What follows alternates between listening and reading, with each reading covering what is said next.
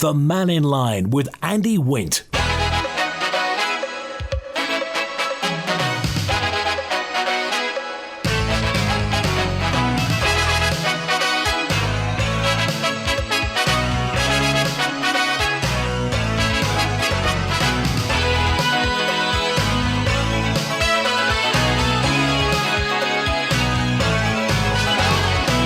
Pastor Mai, good afternoon. We're on Mannin Line, open line through till 1 today. Well, this rollout of the 20-mile-per-hour zones rolls on. One of the Onchan MHKs, Rob Callister, says it's a political train crash. The minister in charge, Michelle Haywood, seems confident about its implementation. But I just wonder what you think. Apparently, all local authorities will be consulted over this, so we'll see how it pans out. And of course, Tynwald's on at the moment, so we'll be keeping an eye on that just as it progresses through the day. David's first with us today. Hi, David. Hi, Randy. I just want to correct something that was on a statement on Manx Radio today about the Onchan Library being renamed. The library is not getting renamed to anybody else's name but Harvey Briggs. Harvey was a great gentleman years ago, supported the village and the library, and we honoured him some years ago by naming the library after him, right, like we did in Livingston Stadium. I think the reporter from Manx Radio just done something else in there, and I've had loads of calls from people ringing me up and saying, what are you doing with Harvey's name? I said, we're not doing anything with it at all. When I investigated a little bit more, I think the reporters read something and added 2 and 2 and got 94. So just to tell people out there who have rang me and left messages on my phone to say, we're not changing the library over to anything to do with Derek Crellin. He's getting a civic pasty and some sandwiches, and that's about it. And it's also, before I forget, is the police station was named after him. I wasn't there at the time, and that happened. But I wanted to get on to the DOI minister. Yeah. And, you know, is she learning, or are the department learning the lessons to consult with people? They have to consult with people who are involved in issues where the local authority representatives, and I'm speaking on my behalf now, not as the board or anybody else. My particular view on it all the time is they need to consult all the time. She didn't. And now I have to praise Rob Callister on MHK for Onchan for persevering with this and making sure that consultation is going to happen. And because we don't know where things are going to be, what their views are or our views are. And quite rightly, she said a little statement, I think it was yesterday or could have been today or whatever like that, is the people who live in the area drive in the area, don't we? We know the concerns, we know things to avoid. In Onchan itself, if you knew anything about Onchan, would be Birch Hill is still a 20 miles hour zone, so is Ballacurry.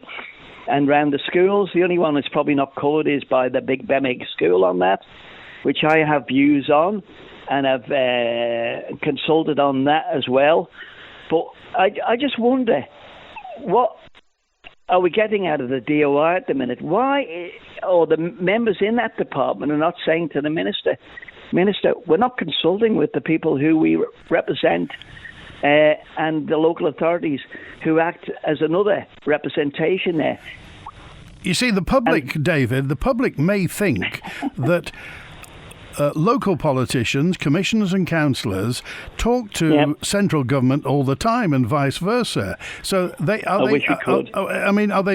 they misled by that? I mean, don't commissioners and councillors talk to central government? Don't they liaise with them? We haven't been, in my opinion, this is only my opinion, I've seen some things that have happened since I got back in there. The communication lines are fairly dead. The saddest thing ever, we used to get, the local authority used to get communications regarding somebody's putting a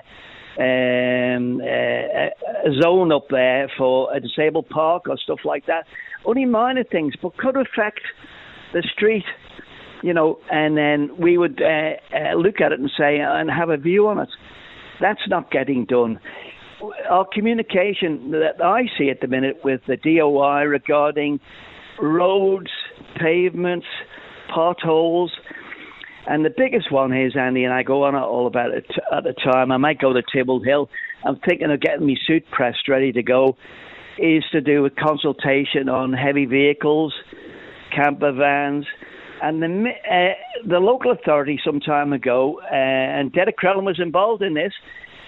We put a motion down to have an 1824 zone near the park in Onchan, near the tennis courts there, where we've got 7 vehicles now, and the horse box keeps appearing.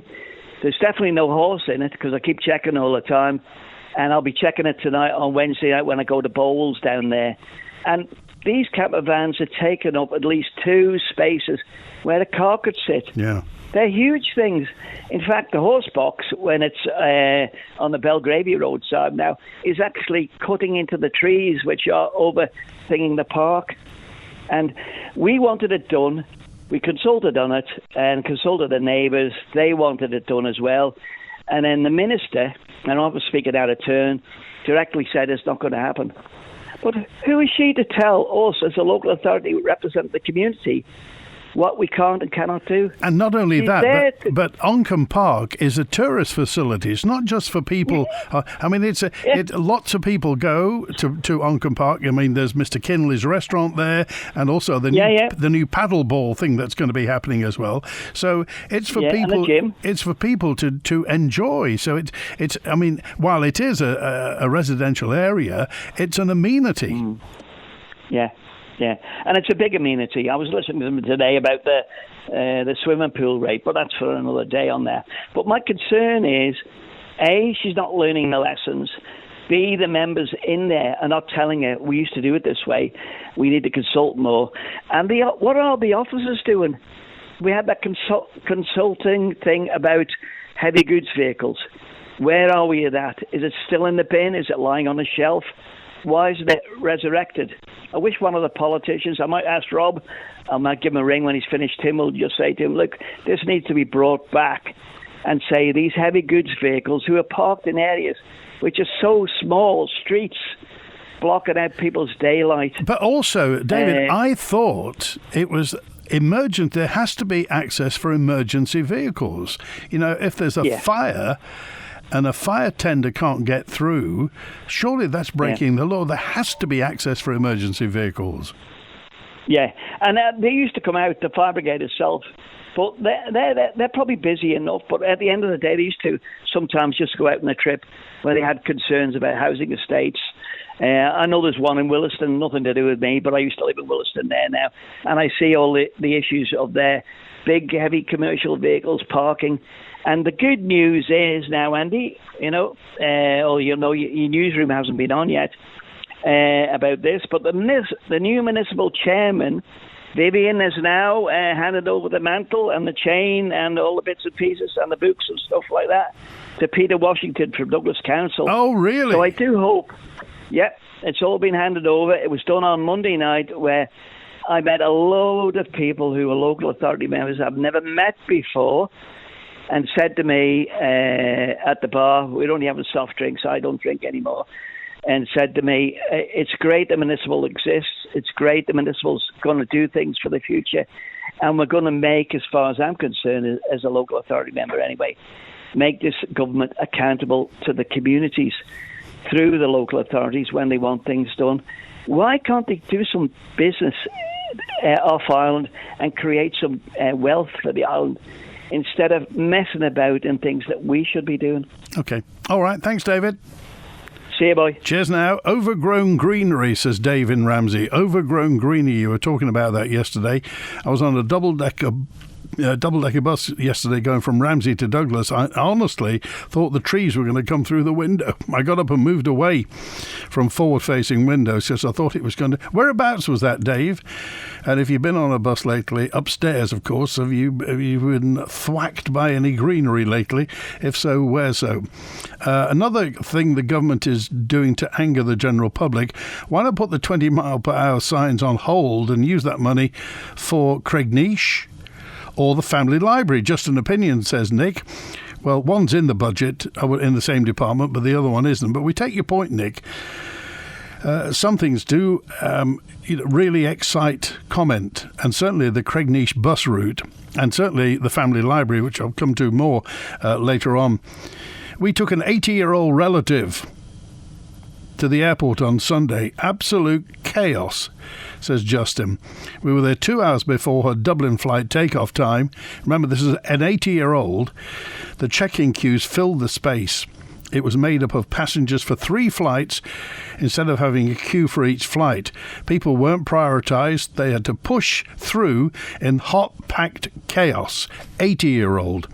Finally, 2 hours later, she had to run or miss her flight. She and others will never come back to the Isle of Man. They don't understand the excuses. They don't care about the reason. They just know we couldn't sort it. A member of staff said they were waiting for an engineer to fly from the UK to fix the tech. Surely there should be a transport minister for the airport and transport, says Justin. It's filed under customer care. We may know the reasons. Michelle Haywood may say it wasn't foreseen. They were turning it off and turning it back on again, and it didn't start. But that's an 80-year-old person flying to Dublin, and their memory of the Isle of Man is chaos. How much is the library short? Says correspondent. At the moment, I think it's £100,000 they're short. But I'm having to say that there is something happening in the background at the family library. So I don't want to raise anybody's expectations, but the family, remember, it's a mobile library. It's not just a family library in Douglas. The mobile library goes out here, there and everywhere, and they do lots and lots of events there. I'm working in the square in Laxey at the moment.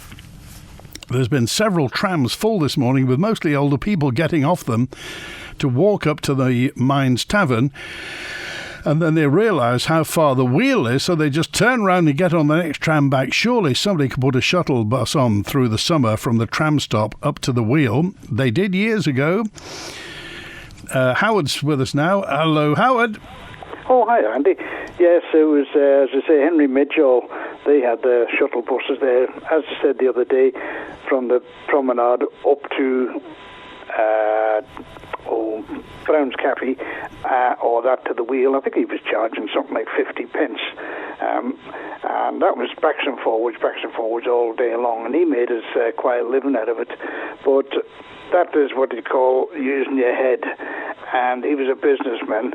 The DOI, or the heritage people, they've got an item there. They don't consider it. It's an asset, not a business item. So they're not particularly bothered about it. But just one chap that was just on a few seconds ago saying about the branches on the trees. Yeah. I can remember, you may remember, but the out-of-town buses, there's not many trees in Douglas for that, but they had an old double-decker bus with the front of the roof cut off, and they could go up to the height of the trees with that double-decker bus, obviously, and cut the branches down that were likely to damage the buses on the way through. When was that? That was long since gone.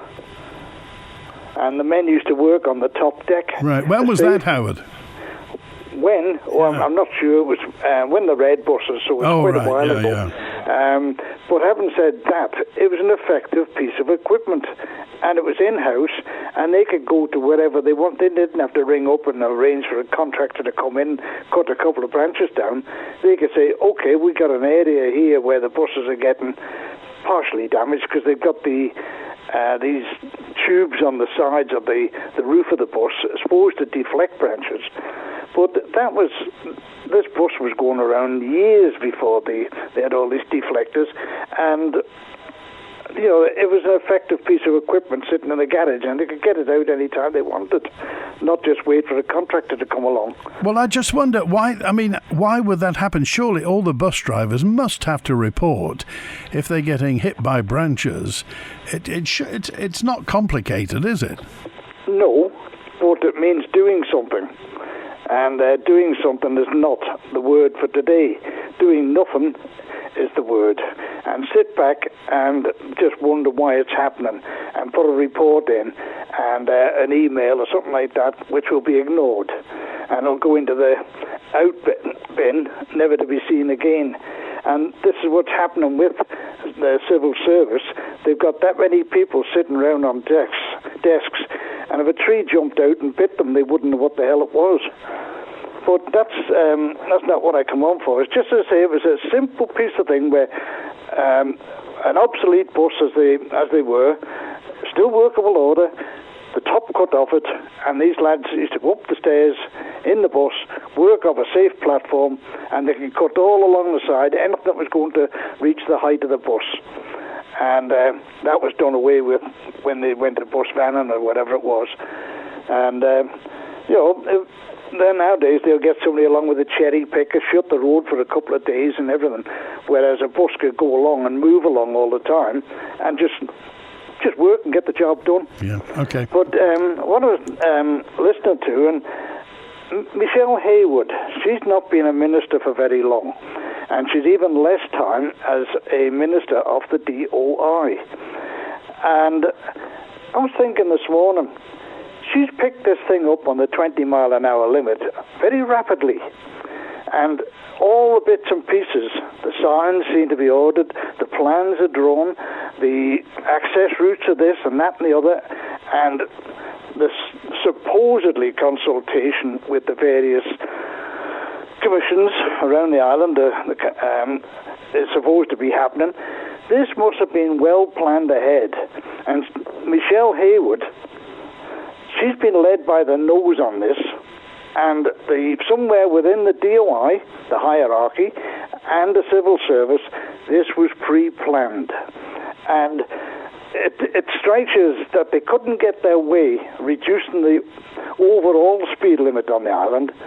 They're doing it here now through the back door. And people are going to complain and say, okay, well, we'll put it back up to 30 mile an hour, another £500,000 for signs. But are these signs that are supposedly ordered, are they being made on island? Is there any local input into it? Or is it a case of we'll get these made across and somebody will come over and fit them? The signs themselves, there was a quote of something like 130, I was going to say million, £130,000. That's only a starter. So who is going to fit them? What's the cost of fitting them? And how are they going to enforce this 20 mile an hour limit? Because in a lot of places around the island, Annika, Farm Hill and all them are all 20 mile an hour limits. Yeah. And they're coming up through the area. Well, it's like Formula One. And that's the point, Howard, that there's absolutely no point in having a rule and having the legislation if you're not going to enforce it. So exactly. How are they going to enforce it? They're not going to surely, I'm sure that the chief constable won't be putting out constables with speed guns to book people. So is this, are they going to bring in speed cameras? And the other thing is, in built-up areas, it's going to be quite difficult for any speed cameras to catch somebody's number plate, because they're weaving in and out of traffic half the time. So, well, that's another thing with the number plates. I was in a motor store last year, and a chap was getting a new plate made up, and it wasn't with the numbers, the letters. Each one was hyphenated. And that was how they were on the island. And if you didn't have that hyphen, it was stipulated in the rules that you had to have the numbers and letters separated by hyphen. But he said, they've done away with that now. They don't need it. And this is why you're seeing a lot of cars, vehicles going around with fancy number plates where they do not have your regular space between the numbers and letters. And this is going to be more and more difficult if they do introduce the cameras, automatic number plate. I'd never thought of that, Howard. What would an AMPR camera make of the hyphen? Well, there is no hyphen in the UK registrations, but technology can be made to recognise it. And, that hyphen was there, but it's been removed now, and you will see an awful lot of cars going around. The older cars, yes, mine's got the hyphens in it, but a lot of the modern cars, and they'll slide the number. I saw one the other day, it spelt the girl's name. And that was on the rear plate when I was following her. And there's an awful lot of these which are illegal because they're not correct spacing.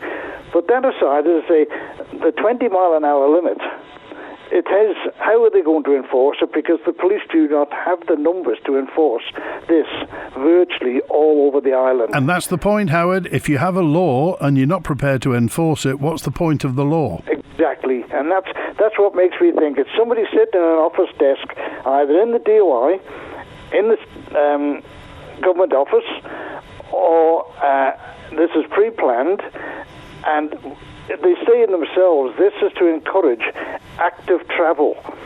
So somewhere within the government there's a blob in there that's got this active travel high up on the agenda, and the motorist is going to suffer. Okay. So, I appreciate it.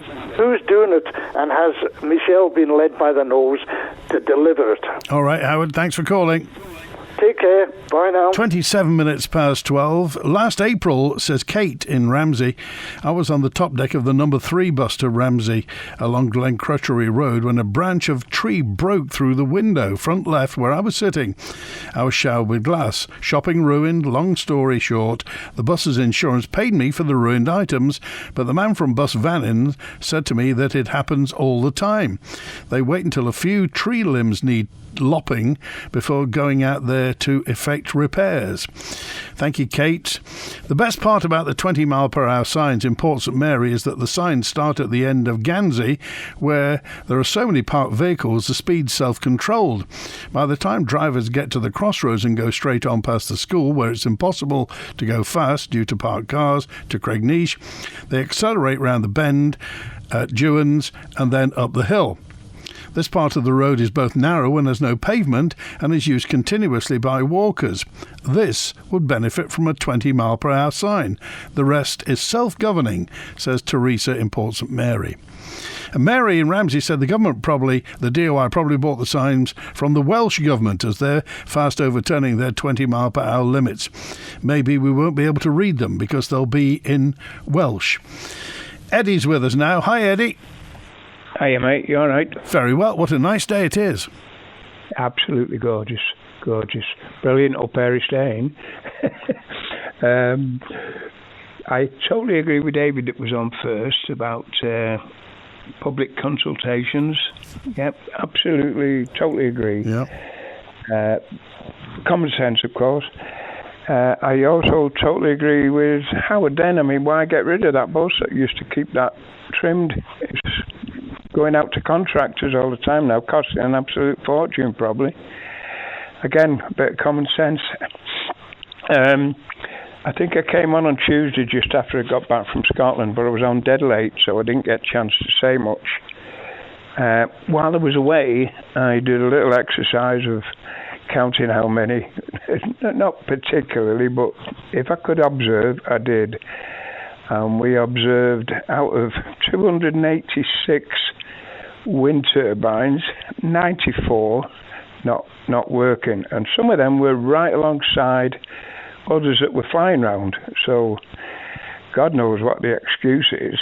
I've had lots of phone calls since I come back about what I said on Tuesday, which was that I know Mr. Wannenberg has been thrown in at the deep end and all about the wind turbines, but I would love to have got an answer about whether the radar is going to have to be updated or not.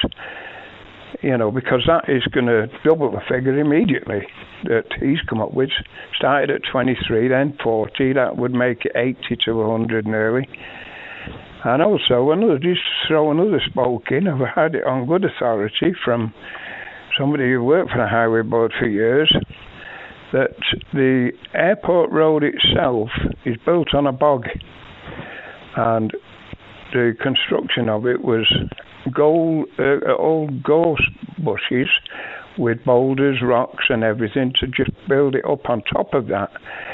And he also told me this, if I were on good authority, used to work there, that there's an unofficial weight limit on the airport road. Really? Now, so I've heard. I'd like Mr. Wannenberg to come and tell me whether this is true or not, any of these things, because when all's said and done, it's taxpayers' money. And up to now, if these things are true, I've got this thing up to well over 100 million. And then they're pumping around figures of 23 and 40. All right. Well, we'll try and find out whether or not there is an official limit on the airport. I'd not heard that before. Well, he didn't say official. He said an unofficial limit, simply because of the way it was constructed. Right. So everybody who is, say for instance, JCK, if they're doing heavy loads, they have to let the authorities know that they're going to take such and such a weight. You know, I can remember there was a particular crusher that was brought up to the quarry up at Eristane, and I think it weighed over 50 tons, this thing, including the low loader and the wagon and everything. And they came not along the airport road, but up Balamoda to miss that particular section. Okay. You know, so maybe we need some well, the other thing, like the consultancy, nobody's ever been round to my house to ask me what my opinions are up here. It's farcical. Okay. All right. All right, mate. We appreciate it. Thanks for calling today. Yep, bye. 27 minutes before 1 it is, and Charles with us. Oh, Charles God. Hi, Charles. Hello, Andy. How are you? Oh, my word. What happened at the weekend? Well, I just wanted to perhaps make a helpful suggestion, actually, because on Sunday evening I was flying to Liverpool on the 5:30 flight, and I checked in at Ronsley at 4:10, and when I went upstairs there was a queue. And the queue was from where you touch your barcode to go into the first part of security, right across the whole of the top floor, way beyond the Oasis Cafe, where there was a large crowd of people waiting to join the queue.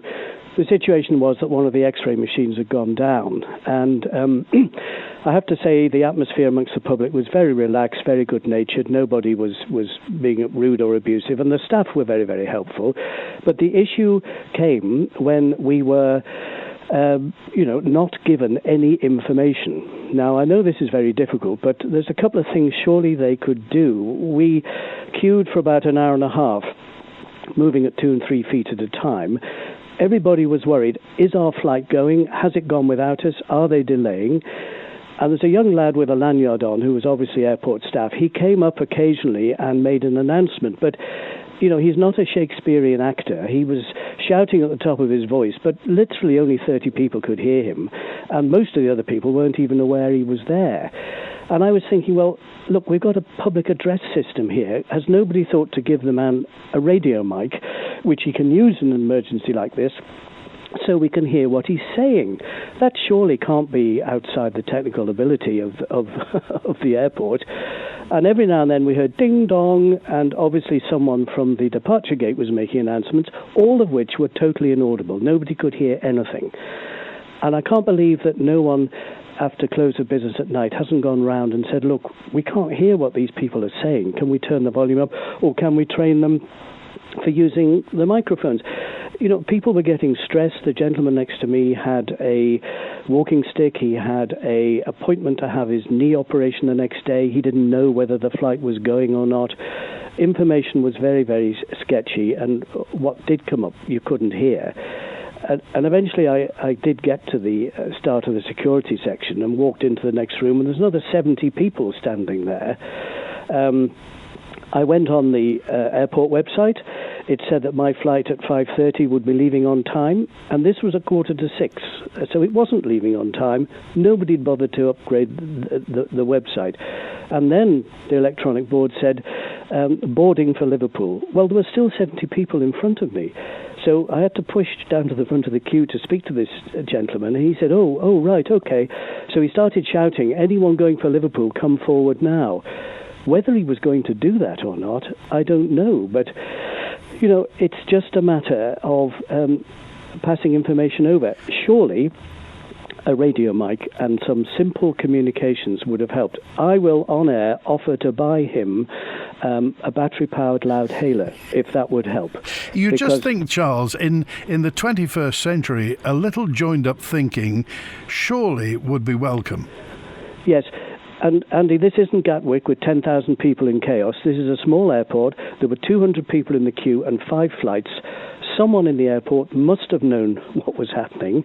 If they'd have told this poor man, who was doing his best, everybody was doing their best, he could have informed us, but they need to give him a microphone so we can hear him. It's a simple thing like that would have made everybody a lot more, you know, relaxed. And when we got eventually into the X-ray, you know, they were working their backsides off. They were really trying to get us through. Everyone was very helpful.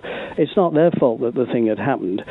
But they rehearse, tragic accidents outside. All the emergency services do these rehearsals. Do they ever rehearse for something like this in the airport, where somebody tells this man what's happening and he can convey it to us? So that's all I'm saying, and I hope someone maybe could look into that so that if it ever happens again, we know what's happening. OK, appreciate it, Charles. Thanks for calling today. Thank you then. Bye. Take care. 23 minutes before 1. Oh, hello. My name's Ange, and I'm just ringing to endorse everything that the lady has just spoken about with regard to the closure of the family library. They do indeed do a tremendous service, or offer a tremendous service, and I was just thinking, why doesn't Manx Radio do some kind of interview program with the people on there to raise awareness, a greater awareness amongst our population? Because it is really, really important, and I suspect that they've just run out of funding because they were given some, weren't they, for a period of time. Maybe that's the reason. But once it's gone, it's gone. Thank you. Bye-bye. Office World, have we got it? Office World, yes we have. Office World. For all things stationery, from pens, pencils, paper and ink cartridges to desking and seating, Office World has it. Call 666 366. Come down to Spring Valley Industrial Estate, Braddon, to find out more of what's in store. Office World, have we got it? Office World, yes we have. Office World. Hi Liz, I see you've had your garage converted. We're desperate for more room. Yes, come through and have a look. John called Manx Property Conversions. We now have an extra bedroom, but it could be another reception room, kids' playroom or office. They also did our conservatory roof last year. We were so impressed, we got them back to convert the garage. Wow, I need that. What's their number again? Call MPC on 450 500. That's 450 500. Or find them on Facebook at Manx Property Conversions. Looking for a dementia care home? Summer Hillview is a brand new purpose-built care home providing fabulous accommodation and excellent EMI nursing care with bespoke care plans and registered nurses on hand delivering round-the-clock care alongside a fully trained care team. There's a daily activity schedule for a full and active life, and the care home is fully accessible to loved ones, friends and family. For information, call 777-077. Summer Hillview, putting you at the centre of your care. Get ready for a night of unforgettable hits. The iconic Level 42 are bringing their legendary sound to the Villa Marina this TT on Friday, 6th of June. It's so bizarre, it runs in the family. Grab your tickets today at villagaiety.com or by calling 600 555. Level 42, Friday, 6th of June, live at the Villa Marina. TT 2025 is almost here, and Manx Radio Motorsport will be on the air to bring you every moment of the action. We have a new greatest of all time, Michael Dunlop, 27 TT wins. Practice and race commentary, interviews with all the top riders, along with the latest weather and travel updates. We'll also bring you the pre-TT practice and race sessions at the Valence circuit. Listen at motorsport.manxradio.com, our smartphone app, DAB and AM 1368. It all starts this coming Friday at 5 o'clock with our pre-TT coverage getting underway from 6. Manx Radio Motorsport, the best biking station in the world. Brought to you by Kawasaki Insurance. The Mannin Line with Andy Wint. 19 minutes before 1. Adam's with us now. Thanks for hanging on, Adam. Thanks, Andy. How are you today? Very well, thank you. That's good. I'll just ring up, Andy, down there on Central Promenade where Spectrum Apartments are. At the northern end of Spectrum Apartments, there's outside Spectrum Apartments is some of the most beautiful landscaping on the promenade, in my opinion. The planting, they really did get it spot on with all sorts of flowering shrubs, CB, ceanthus, all that sort of thing, and Manx palm trees. And they made it look really beautiful. It looks a million times better now than it did when it was the venue in the Crescent Arcade, although it is a shame Douglas doesn't have an arcade, amusement arcade anymore. At the northern end of the Spectrum Apartments, there's a load of bushes, all of different lengths, which is good for bird life. And it's down there. There's a chorus. There's a plethora of tweeting birds down there, all singing along, and they all sound really beautiful. And if you stand there and listen to it, it's like being in the tropics. It really is absolutely lovely. And they've got next door, between the Castlemere Apartments and the Spectrum Apartments, there's a little pond in the garden at the front there, next to where all the shrubs are, and it's got yellow irises growing in the pond, and that's just perfect for the birds as well, because they've got somewhere to drink and somewhere to bathe. And I just think it's smashing down there, the way the place has improved so much, the way the whole environment's been dragged up by the doing of the Spectrum Apartments and the outside of it. And I was thinking, like, you know, we need some more flowering shrubs like this in Douglas. And I was thinking, where the promenade lawns taper out opposite the Rutland Hotel, and they taper out, and there's now some bike rack things there which you can tie your bike up to. Why don't they extend that? When they do the walkway, why don't they extend it so there's a green strip right the way along Central and Queen's promenades? You know, a green strip at the side of the walkway, just the edge, only about as wide as the pavement, and just have all lovely Manx palm trees and flowering shrubs, hibiscus, hydrangea, bottle brush plant, and you could have all daylilies and ginger lilies and Montbretia, and you could make it look really beautiful. You know, you could have it really beautiful, semi-exotic, and it could be and you'd get all the bird life coming in there, and you'd hear all the birds chirping away, and it would just improve the atmosphere at the promenade so much and create a green barrier between the walkway and the roadway. And why don't they do that? What do you think of that idea, Andy? Do you think we'll put that. I mean, this coming Friday, David Cretney, Douglas City Council, is on, and a week tomorrow, the leader of Douglas City Council, Devon Watson, will be on. So I know Devon's anxious for some new and fresh ideas for Douglas City Council. So the beautification of Douglas, I'm sure, will be uppermost in there. Oh, yes. Well, Devon is very focused on housing, Andy. You know, Devon is very much of the socialist nature, and he's very much into sort of things that can be done to improve the town's housing stock and that sort of thing, and there's nothing wrong with that. Yeah. But he's not socialism can be beautiful as well, Adam. Oh, well, it can be, Andy. No doubt that social democracy can be beautiful anyway, Andy. I'm not sure about socialism. But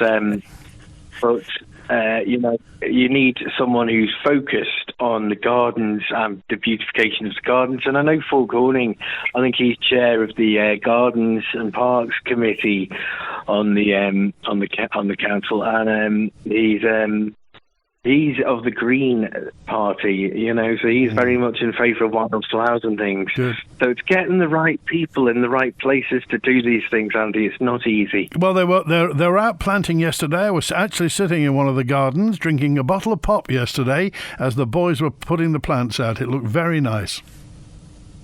Was that on Queen's Promenade or Lock Promenade, Andy? Lock Promenade, just by Tower House. Oh, lovely. Oh, well, I'm glad to hear they're getting them in there. I just hope they survive TT unscathed. Okay. All right. Thanks, Adam. Thanks, Andy. Okay, and let's bring on Robert now. Robert, hello. Hi. Two things. Yeah. Keir Starmer and 20 mile an hour speed limit. Yes. I'll take the 20 mile an hour speed limit first. I'm quite happy it went through, if it has gone through. Is that correct? Well, they're talking about implementation of it now, Robert. Okay, well, I'm quite happy it went through because, I just think that there's no, I think the legislation is 5 rings.im, number 5 rings.im if you want to click it. But it's just all the petrol heads and the people buzzing around because they've got nothing better to do than buzz around in cars. I don't think that clogging up the roads with a load of petrol cars and going to EVF and all the rest of them and getting your petrol and just clogging up the roads is doing us any good. So I think that active travel is a good thing. I think that it needs to be applauded. Okay. Which brings me on to my second point. Yep. Second point about Keir Starmer, I think he sold us down the river. I think that European-wise, I think he likes Davos more than he likes, the celebratory factor of Davos than he does Westminster. I think he's just a cardboard cutout. If you go to Keirpun, KERR.PUN, and you have to get it on handshake as a way of doing it, then he's got that, and, he's running with it, and he says, well, he's the first guy who's got his links all sorted and all the rest of it. So, I don't know, I'm just a bit bemused because he just seems to, because we'll have to follow along with that, won't we, with our fishing policy? Well, paradoxically, it might actually be good for us because we can sell our queenies a lot quicker than we used to be able to do that. Could we? Well, we'll find out. Anyway, thanks for calling today, and never thought we'd be talking about Keir Starmer, but here's John now with us. Hi, John. Hi, Andy. 20 mile an hour speed limit. Yeah. As a retired driving examiner, I would like to ask the Minister how you conduct a driving test when the candidate is not able to go over 20 miles an hour and get out of second gear. You then give them, if you give them a pass certificate, they can then go over the mountain at 60 and 70. Now, I don't think she's ever thought of this, because after all, it is her department that run the test centre, but obviously she doesn't talk to them. So, presumably then, all the driving instructors are going to have to find routes where they take the learner drivers where they can get out of second gear, so they'll be heading further out of towns. Well, yeah, they can do that, but when they come to the driving test, they're not going to be able to do that, are they? So who sets the driving test itinerary, the roads that they take? Well, in my day, when I was doing it, there was no set route. The examiner could choose where they wanted to go, and so a lot of it was depended on the time of the day and the volume of traffic. So, we weren't set a route to take as such, and you could choose a road that you wanted to do the turn in the road and different lanes to reverse into. Not that they reverse into lanes anymore, they just reverse round the corner. So tell me, just for the layperson then, why, in your opinion, is this not right that they can't get out of second gear and they have to do 20 miles per hour? Yeah, but that doesn't give you any impression of how they handle a car, is it? Oh, right. I always used to say, I wish the test had been longer so I could have taken them outside the 30 and seen how they operated on the open road with no speed limit. But unfortunately, we were only given sort of 3/4 of an hour for each test, so you didn't really get much chance to do that. Right, so it's the handling of the car that's the important. Well, yeah, I mean, 20 mile an hour gives you no idea how a car handles and brakes or anything, does it? Okay, so your message to the Minister will be what, John? Just how do you conduct a driving test at 20 mile an hour? Okay. All right, appreciate it. Just one other thing. Okay.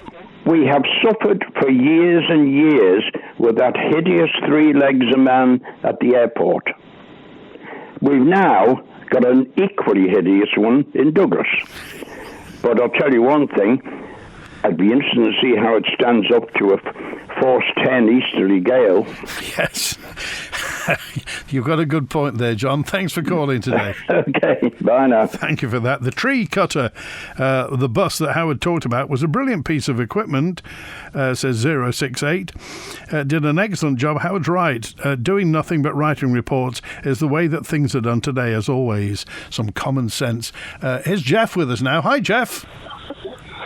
Hi, Andy. Yes, I'm a visitor to the island. I live across in Berkshire, in which I live in a residential road which has a 20 miles per hour speed limit on it. Yeah. The reason for that is there's two schools, a primary school and a senior school.